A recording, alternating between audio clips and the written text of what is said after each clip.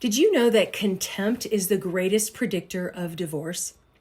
John Gottman is a psychologist who's been researching marriage for decades. He's gotten to the point where he can actually predict divorce with over 90% accuracy. His predictions are based on the presence of two things: significantly more negative than positive comments during conflict, and what he calls the four horsemen of the apocalypse, which are criticism, defensiveness, stonewalling, and contempt. Of those things, he's identified contempt as the greatest predictor of divorce. Let's unpack that. So the term contempt generally refers to a profound feeling of disregard, disdain, or even scorn for someone or something considered to be worthless or unworthy of respect. It involves a feeling of moral or personal superiority over the object of the contempt. So the key characteristics of contempt are superiority, disgust and disdain, a targeted attack, and physiological impact. So let's look at each of those. So first is superiority, and it's fueled by long-simmering negative thoughts about a partner or person and involves the belief that one is ethically, morally, personally better than the other. It's this verbal and nonverbal message of "I'm better than you."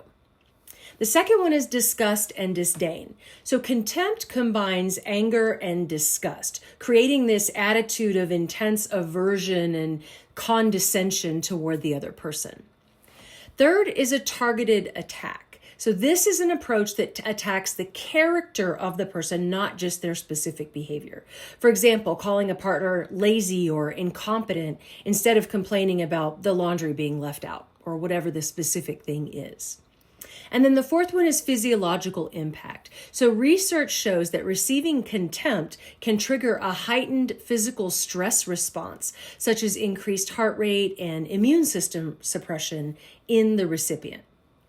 So how does this show up in relationships?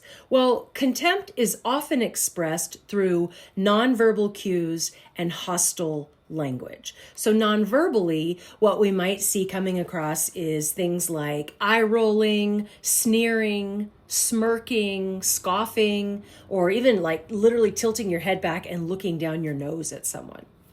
Verbally, we might hear sarcasm, maybe hostile humor, mockery, name-calling, and passive-aggressive remarks.